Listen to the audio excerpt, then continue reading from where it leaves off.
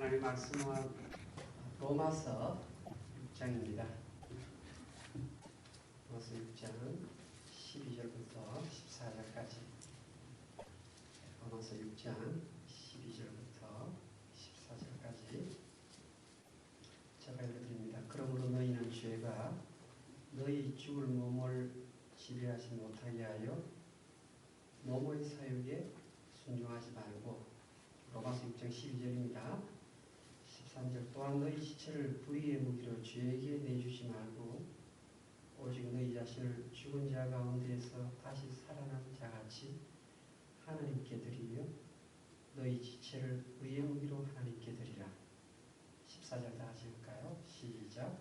죄가 너희를 주장하지 못하리니 이는 너희가 법 아래 있지 아니하고 은혜 아래 있습니다. 오늘 저희는 보너스 인생이라는 타이틀로 하나님의 말씀을 생각해 보겠습니다. 이 로마서는 성경 66권 가운데에서 굉장히 중요한 반지에 다이아몬드에 해당되는 그런 서신이라고 말합니다. 이 갈라디아서나 로마서 읽을 때는 명사단에 신경을 쓰셔야 합니다. 그리고 마태, 마가, 누가, 요한복음 읽으실 때는 패시지와 동사에 신경을 쓰시면 됩니다. 로마서니까 어디에 신경을 써야 되죠? 명사에 신경을 쓰셔야 됩니다. 명사가 벌써 쉽지가 않습니다. 세 절에 공통적으로 나온 단어가 있는데 죄라는 단어입니다. 죄. 있습니까? 12절, 13절, 14절 다 죄가 나옵니다. 그 다음 비슷한 말이 계속 나옵니다. 그러면서 또 반대 말들이 또 계속 나옵니다. 설교의 가장 중요한 목적은 우리 교우들이 성경을 읽었을 때 알지 못하는 부분을 목회자가 풀어주는 것입니다. 저도 이 부분을 오늘 하루 종일 묵상해 봤는데도 너무 깊어서 참 가히 접근할 수 없을 정도의 중량감을 많이 느끼고 왔습니다. 성령께서 도와주셔서 짧은 시간이지만 이 본문을 이해할 수 있기를 바랍니다.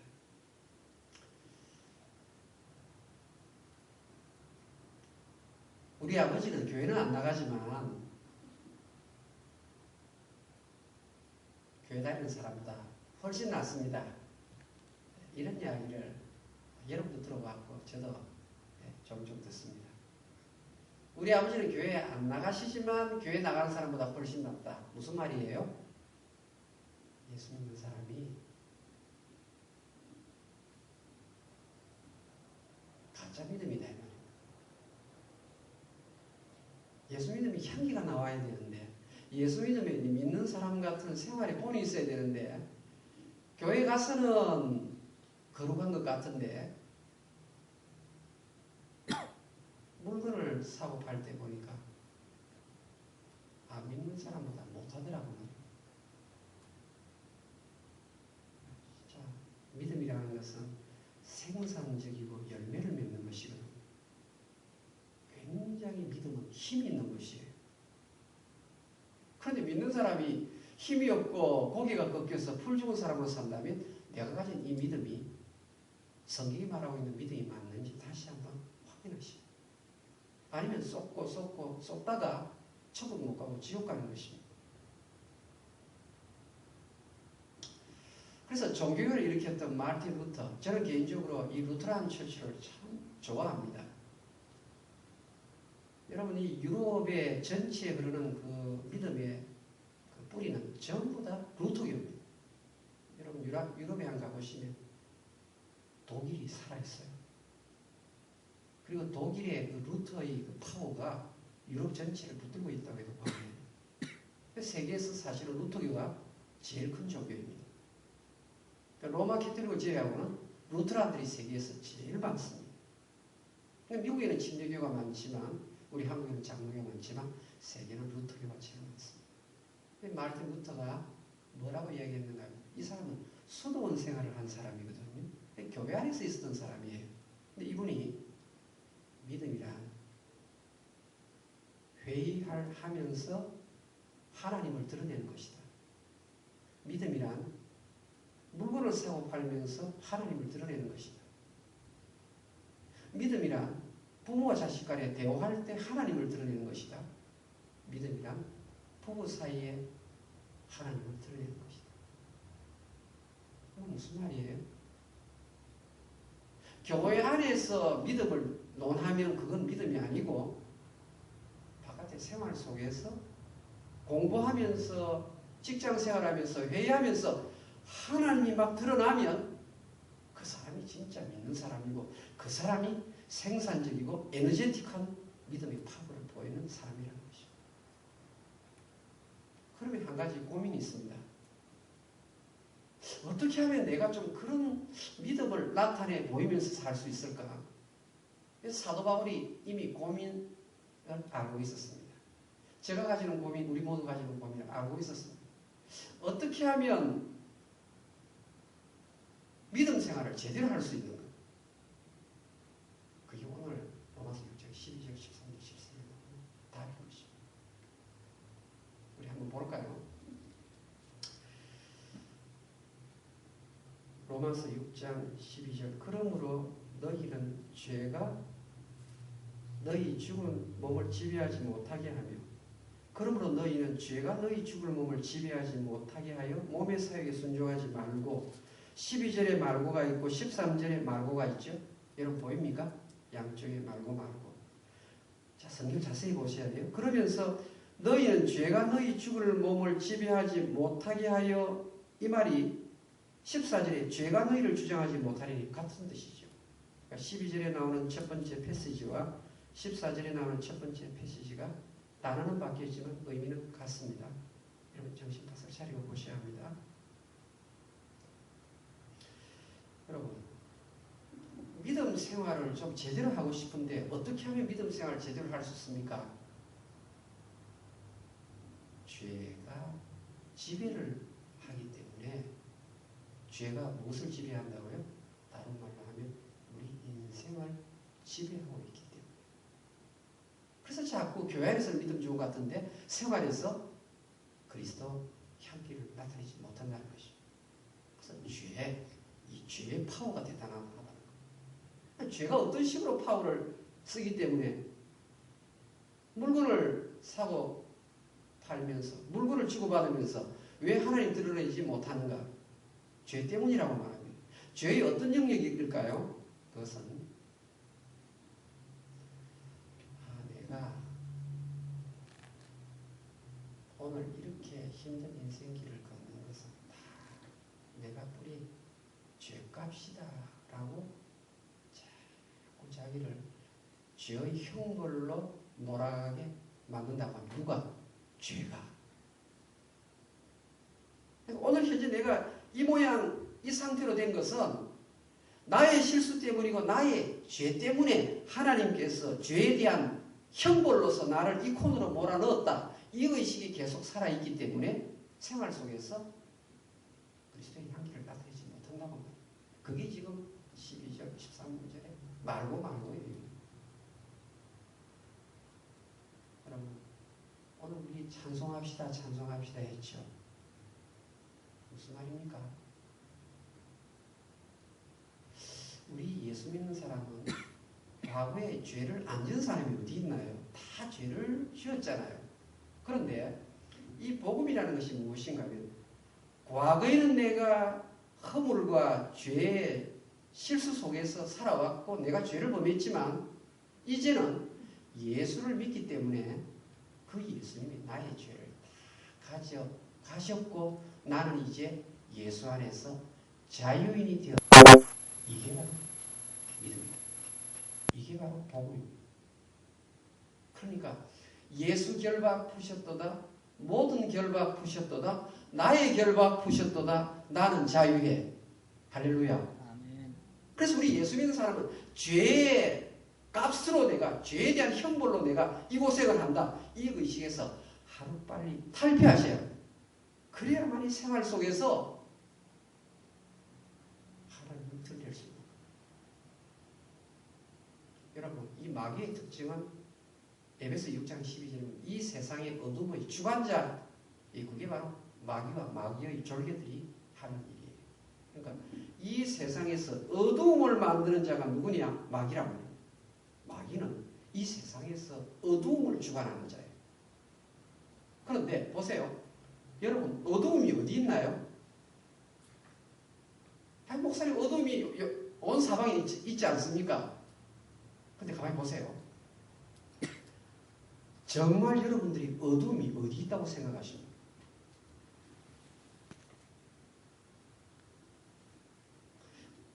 자, 빛 앞에는 어두움이 사라집니다.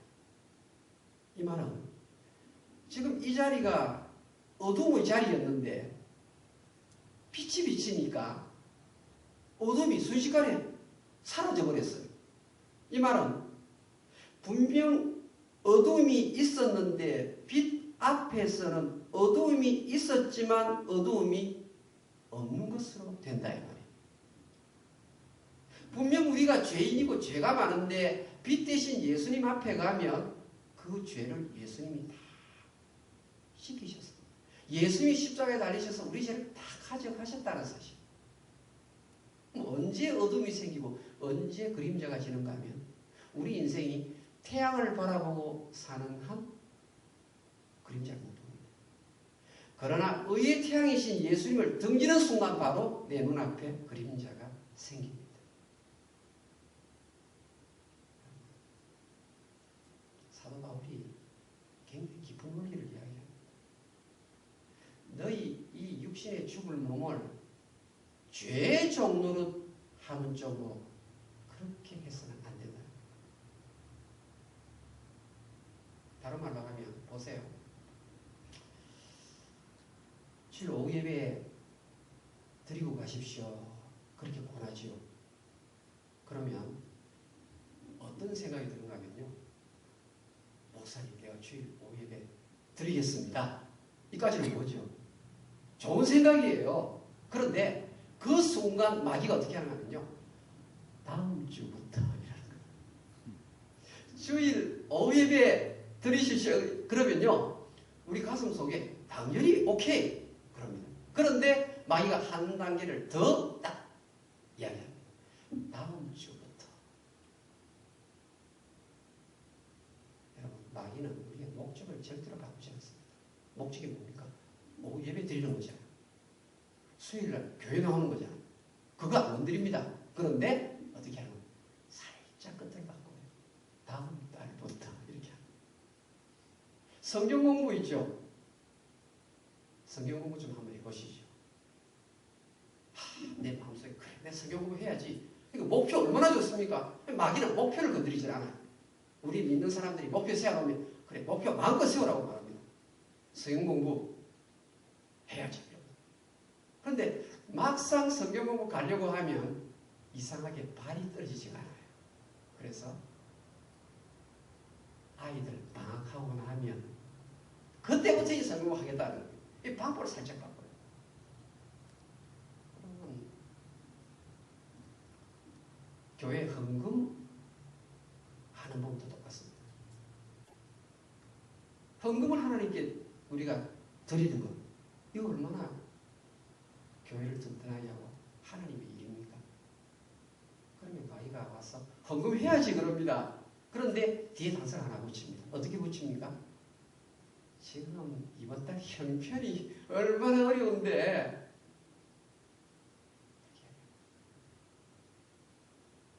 내가 그동안 너무 하나님 일을 별로 못한 것 같아.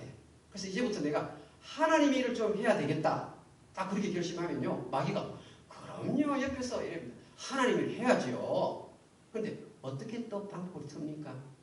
하나님의 일을 하려면 돈이 있어야 되니까 우선 돈부터 벌어놓고 하나님 일 하라고 그렇게. 그걸 사도 바울이 뭐라고 말합니까?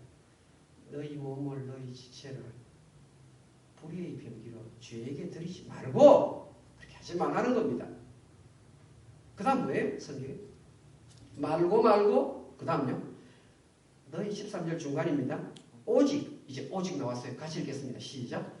너희 자신을 죽은 자 가운데에서 다시 살아난 자 같이 하나님께 드리며 너희 지체를 의의 문제로 하나님께 드리라. 자 보세요. 드리라 드리라 누구에게? 하나님께 드리라. 드리라는 말은 바친다라는 말이거든요. 바친다라는 말은 헌신한다는 말이에요. 여러분 이 몸이 하나님께 바쳐질 제물이 될까요? 안 됩니다, 여러분. 하나님께 바쳐지는 제물은 거룩한 제물만 되는데 어떻게 죄에 익숙한 제가 하나님께 바치는 제물이 될 수 있겠습니까? 그런데 나 같은 이 죄짓기에 익숙한 이 인간을 하나님께서 일방적으로 찾아오셔서 예수 믿게 만들어주신 거예요. 가치 있는 사람으로 만들어주신 것입니다. 그래서 죄에 너무너무 얼룩달룩한 그런 죄로서 가득 찬 인간이었는데 예수님께서 그 모든 죄의 얼룩을 덮어주시고 그래서 가치 있는 사람이 된 거예요. 이제 하나님께 바칠 수 있는 제물이 된 것입니다. 얼마나 감사합니까? 여러분 예수님이 나를 찾아오지 않았더라면 지금 나는 형편없는 사람이 되어 있을 것입니다. 저는 몇 년 전에 한국에 한 20년 만에 제가 자랐던 그 동네를 가보니까요. 아직도 제 동창이 거기에 있고 또 그 자갈시장에 장사하시던 그 분들이 몇 분 계세요. 제 친구들 뭐 할까요? 댄싱 춤추는데 매니저하고 있어요. 분명히 제가 아마 지금 내가 예수 몰랐으면 우리 한국의 바라는 데서 아마 제가 아마 접시 들고 다니는 사람. 그러면 제 친구들이 그렇게 하고 있습니다. 그런데 지금 웬 영혼인지 웬 사랑인지 여러분 보세요. 이게 뭔가 하면 죽었다가 살아난 자 줄을 거세요. 죽었다가 살아난 자. 뭔가 덤으로 사는 인생이 된 것입니다. 죄의 삭선 사망이기 때문에 우리 모두 다 하나님의 은혜가 아니었더라면 어떻게 이 자리에 살아서 예배 드릴 수가 있고 찬송할 수 있겠습니까? 저는 강원도 양구에서 그 차량 사고 여러분 제 앞에 군 법사가 교통사고로 세상을 떠난 자리에 제가 들어갔어요. 근데 저는 죽지 않고 제대하고 나온 것입니다. 오늘 이만큼 여러분 교통사고 많은 곳에서 병이 많은 곳에서 아직까지 내 나이에 이 수명을 유지하는 것은 전적으로 하나님의 은혜입니다. 그래서 우리는 보너스 인생을 사는 거예요. 덤으로 사는 인생을 사는 거예요. 덤으로 사는 인생 어떻게 살아야 될까요? 어떻게 살아야 될까요? 감사해서 부지런히 주의를 해야 되지 않겠습니까? 사도 바울은 이 부분을 가리켜서 에베소서 4장 28절에 마귀로 틈을 타지 못하게 하면서 그 다음에 기가 막힌 표현을 씁니다. 에베소서 4장 한번 열어볼까요? 에베소서 4장 한번 열어봅시다. 우리 성경에 참 이상한 표현이 다 있다. 그런 생각이 듭니다. 에베소서 4장 27절 28절 한번 보십시다. 에베소서 4장 27절 28절 같이 읽겠습니다. 시작. 마귀에게 틈을 주지 말라. 도둑질하는 자는 다시 도둑질하지 말고 돌이켜 가난한 자에게 구제할 수 있도록 자기 손으로 수고하여 선한 일을 하라. 여러분 마귀로 틈타지 못하게 하라 그러고 갑자기 28절에 도적질하는 이야기가 나와요. 설명 좀 드리겠습니다. 도둑질하는 사람이 도둑질을 하지 않고 가만히 있으면요, 또 도둑질할 생각이 됩니까? 그게 바로 마귀가 틈을 타서 완전히 몰락시키는 겁니다. 그럼 어떻게 해야 됩니까? 에베소 4장 28절은 도둑질을 하는 자가 이제 도둑질 안 한다, 이것으로 그치면 생활에 열매 하나도 안 생긴다는 겁니다. 도둑질 하는 자가 도둑질을 딱 안 하고 손붙이고 있으면 또 마귀가 틈을 타가지고 죄의 지배 속에 들어간다는 말이에요. 그럼 어떻게 해야 되는가요? 부지런히 주의 일을 함으로써 극복할 수 있다. 그러니까 성령 충만이 무엇인가 하면, 성령 충만, 쉴 새 없이 부지런히 주의 일을 하는 사람, 그 사람이 성령 충만한 사람입니다. 아멘 할렐루야 많이 해서 성령 충만한 게 아니고 부지런히 일을 해서 내 삶 전부를 하나님께 드리는 삶. 오늘 로마서 6장 13절 14절에 하나님께 드리라. 어떤 삶을 드리라고요? 부지런히 그리스도의 분사, 의의 병기가 되어서 쉴 새 없이 내 일을 통하여 하나님을 드러내는 삶. 이 삶을 바칠 때